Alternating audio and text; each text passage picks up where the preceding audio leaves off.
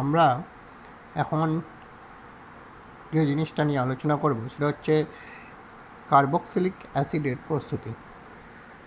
Carboxylic অ্যাসিডের প্রস্তুতিতে আমরা এর আগেও দেখেছি প্রাইমারি অ্যালকোহল মানে RCH2OH প্রাইমারি অ্যালকোহল।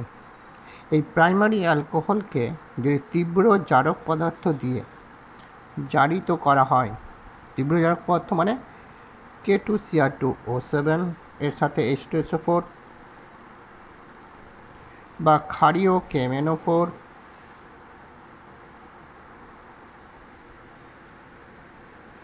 ঠিক আছে, বা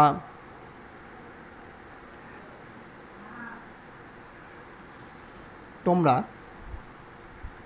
K2Cr2O4, ক্ষারীয় KMnO4 এইসব ইউজ করতে পারো, বা গাঢ় HNO3ও ইউজ করতে পারো তীব্র জারক পদার্থ হিসাবে।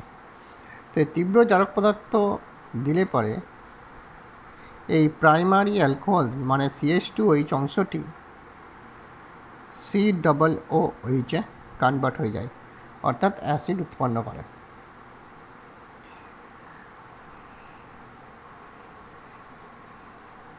এটা তো প্রাইমারি অ্যালকোহল থেকে হলো।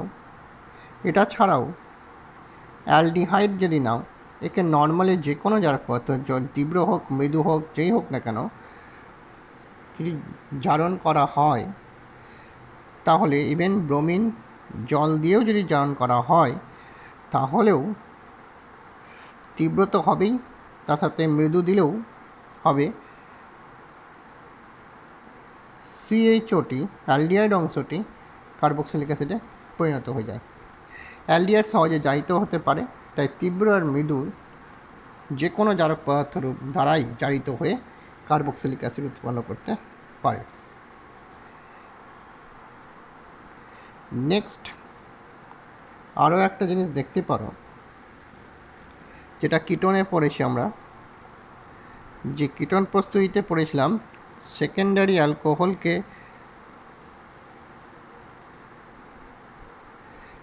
জারিত করলে তীব্র জারক দিয়ে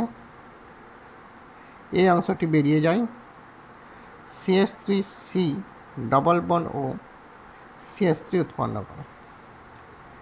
এরপর যদি আবার একে জারণ করা হয় তাহলে পপআপ সূত্র অনুসারে যেটা বড় এক কার্বনযুক্ত অ্যালকোহল গ্রুপ আছে বা বেশি কার্বনযুক্ত অ্যালকোহল গ্রুপ সেটা কার্বনিল গ্রুপের সাথে ভেঙে যায় এবং এ ততটা কার্বনযুক্ত অ্যাসিড তৈরি করে। তাহলে এখানে একটা কার্বন আছে, ভেঙে গেছে, তেমন একটা কার্বনযুক্ত অ্যাসিড হচ্ছে ফর্মিক অ্যাসিড, আর এই সিওটাও অ্যাসিডে কনভার্ট হয়ে যায়। CH3টা সেম থাকলো যে লেগে আছে ওর সাথে, আর সিওটা COOH হয়ে গেল। তাহলে এখানেও কার্বক্সিলিক অ্যাসিড উৎপন্ন হয়ে থাকে।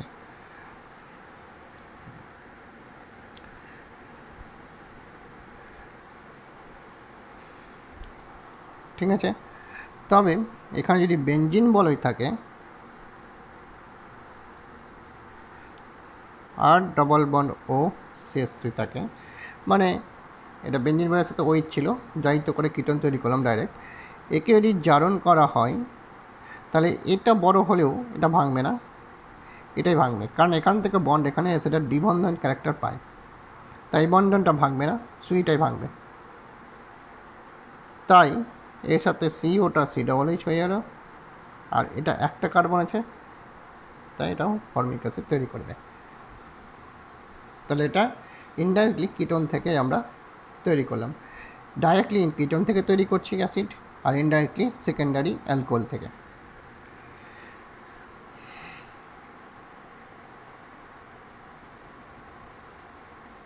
ঠিক আছে, তাছাড়া আমরা কিটোনের মধ্যে কিটোমিথাইল গ্রুপ, কিটোনে যদি কিটোমিথাইল গ্রুপ থাকে তাহলে হ্যালোফর্মের মাধ্যমেও হ্যালোফর্মের সাথে অ্যাসিড তৈরি হয় একটা, এই হ্যালোফর্ম বিক্রিয়ার মাধ্যমে করতে পারবে, যেটা আমরা ডিটেলসে পড়ে নিয়েছি।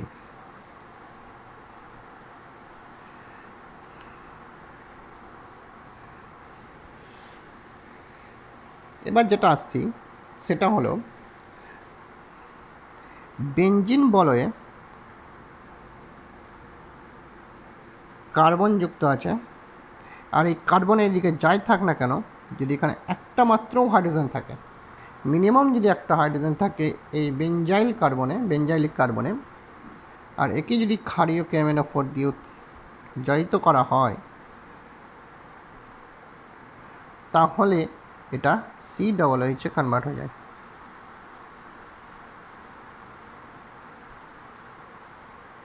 অর্থাৎ উদাহরণস্বরূপ আমরা দেখে নিই,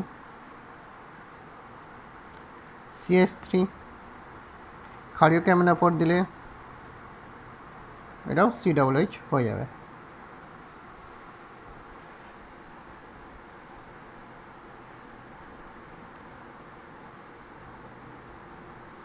এটা আছে, এখানে দিলেও এও COOH হয়ে যাবে, কারণ বেঞ্জাইলিক কার্বনে মিনিমাম একটা হাইড্রোজেন থাকতে হবে, সেটা উপরে শর্ত বলে দিয়েছি।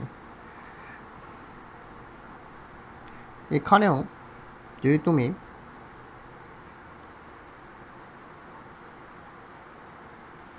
একটা হাইড্রোজেন মিনিমাম আছে, এটাও সেম কার্বক্সিলিক অ্যাসিড উৎপন্ন করে দেবে জারণ করলে পরে ক্ষারীয় KMnO4 উপস্থিতিতে। কিন্তু যদি তুমি সব দিকে যদি কোনো না কোনো অ্যালকিল গ্রুপ যুক্ত করে দাও, তাহলে ক্ষারীয় KMnO তুলে রিয়াকশান হবে না। সবটাই কারো আছে, CH3 গ্রুপ যুক্ত আছে, এখানে কোনো হাইড্রোজেন নেই, একে KMnO4 দিয়ে যুক্ত করলে রিয়াকশান হচ্ছে না। এটা আমরা ভালো করেই জানি যে অ্যালকিল সায়ানাইড একে যদি ক্ষার বা অ্যাসিড যে কোনোর মাধ্যমে আদ্য বিশ্লেষণ যদি করা হয়, যে কোনো অ্যাসিড HCl নিতে পারি আমরা, লঘু HCl বা লঘু H2SO4 নিতে পারি, COOH হবে। আর একে যদি ক্ষারের উপস্থিতিতে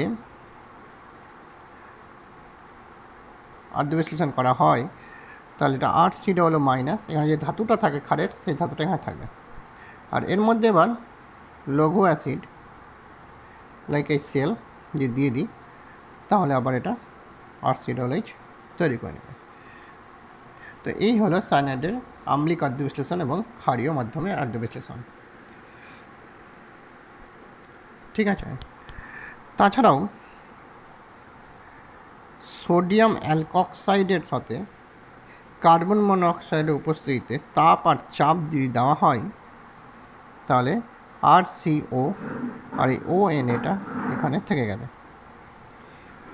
এর মধ্যে এবার লঘু HCl দিলে COOH উৎপন্ন করবে।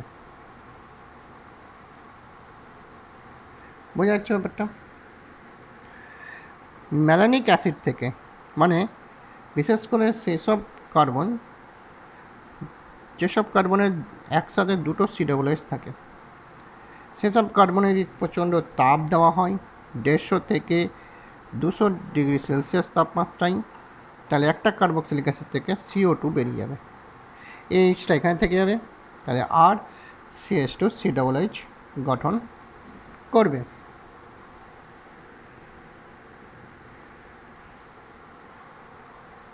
তাছাড়া আরও একটা রিয়াকশানস আছে, খুব ইম্পর্টেন্ট রিয়াকশানস। যে কোনো অ্যালকিনের মধ্যে কার্বন মনোঅক্সাইড, জল আর ফসফরিক অ্যাসিড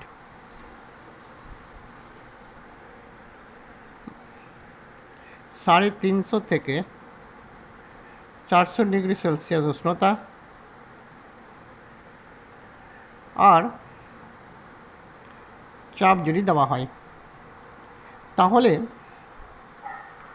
এখানে কি হবে, এই অংশটা নিজেদের মধ্যে রিয়াকশন করে একটা অংশ করে COOH মাইনাস অংশ, আর একটা অংশ থাকে H+ অংশ। CO জলের সাথে বিক্রিয়া করে, কারণ জলের সাথে বিক্রিয়া করে জলের OH- এর সাথে যুক্ত হয়ে যায়, COOH- হয়ে যায়, আর H+টা এইভাবে মনে রাখার জন্য বললাম এইভাবে, যাতে তোমার মনে থাকে। তাহলে মার্কনি কপ এডিশন হয়, তো এখানে যেহেতু দুদিকে সেম আছে, তাহলে একদিকে যে কোনো হাইড্রোজেন বসিয়ে দাও আর একদিকে COOH বসিয়ে দাও, কোনো সমস্যা নাই। কিন্তু যদি তোমাকে একটা উদাহরণস্বরূপ নাই এরকম দেওয়া হয়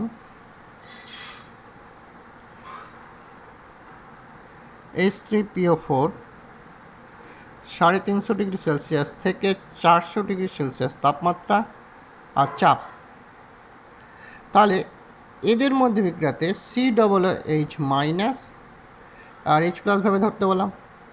তাহলে এখানে কী বললাম, মার্কনিক অফ অ্যাডিশন হবে। মার্কনিক অফ অ্যাডিশনের নিয়ম কি, প্লাস অংশটা বেশি হাইড্রোজেনযুক্ত ডবল বন্ডেড কার্বনের সাথে আর মাইনাস অংশটা কম হাইড্রোজেনযুক্ত ডবল বন্ডেড কার্বনের সাথে। তাহলে এর সাথে COOHটা এর সাথে যুক্ত হবে আর Hটা এর সাথে, তাহলে কী হলো RCH CH3, এই CH2টা CH3তে কনভার্ট হয়ে গেল আর এই মাঝখানে কার্বনে COOH যুক্ত হয়ে গেল। এটা একটা অ্যালকিনের প্রসেস, এটা ইম্পর্ট্যান্ট প্রসেস, ভালো করে মনে রাখতে হবে। যে কোনো এস্টারকে যদি অ্যাসিডের উপস্থিতিতে আদ্য বিশ্লেষণ করা হয় তাহলে এইভাবে ভেঙে যায়। একটা RCOOH তৈরি করবে আর R'OH তৈরি করবে, মানে একটাতে এই যুক্ত হলে একটা ওই যুক্ত হলে জল অ্যালকোহল আর তৈরি হয়। এইবার প্রশ্ন হচ্ছে কোনটা ভাঙবে, অক্সিজেনের সাথে যুক্ত যে অ্যালকিল গ্রুপ থাকবে সেই দিকটা ভাঙবে। বোঝা গেল? আর যদি এটা ক্ষারের উপস্থিতিতে করা হতো তাহলে R'OH তো হতোই, কিন্তু এই অ্যাসিডের জায়গায় অ্যাসিডের লবণ তৈরি হতো। ঠিক আছে, একে আবার লঘু HCl দিয়ে আদ্য বিশ্লেষণ করলে সোডিয়াম সরে গিয়ে ওখানে হাইড্রোজেন এসে কার্বক্সিলিক অ্যাসিড তৈরি করে নিত। এটা এস্টারদের আদ্য বিশ্লেষণ। অ্যামাইডের আদ্য বিশ্লেষণ করেও আমরা পাই। অ্যামাইডকে দিয়ে NaOH দিয়ে রিফ্লাক্স করা হয় প্রথম স্টেপে, এবং দ্বিতীয় স্টেপে অ্যাসিড জল দিয়ে আদ্য বিশ্লেষণ করা হয়। তাহলে RCOOH আর এটা অ্যামোনিয়া হয়ে বেরিয়ে যাবে, খুব সোজা অ্যামোনিয়া হয়ে গ্যাস বেরিয়ে যাবে।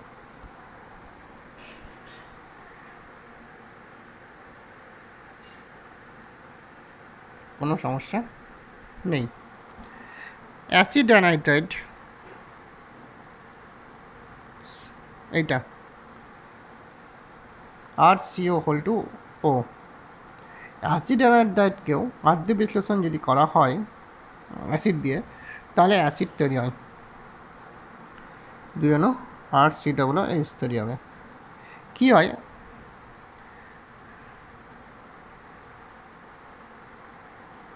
এটা হচ্ছে আদ্য বিশ্লেষণ। জল H কী করলো, COOH হয়ে গেল RCOOH, আর এই অংশটা এই OH-এর সাথে যুক্ত হয়ে গেল, এখানেও RCOOH, অর্থাৎ দুটো অণু RCOOH তৈরি হলো। অর্থাৎ এস্টারকে আদ্য বিশ্লেষণ করলে দুই অণু অ্যাসিড তৈরি হয়।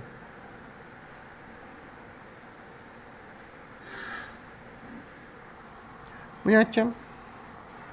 তাছাড়াও CHCl3 এর মধ্যে জলীয় KOH বা NaOH যদি দাও,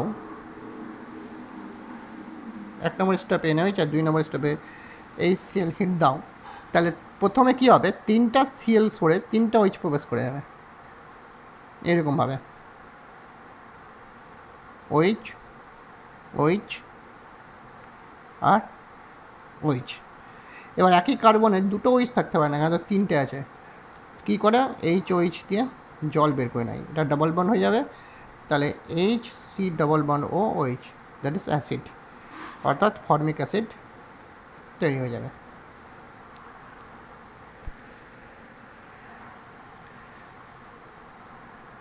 ঠিক আছে, তাছাড়া আমরা জানি গিগনার বিকারকের সাথে কার্বন ডাই অক্সাইডের বিক্রিয়া করলে পরে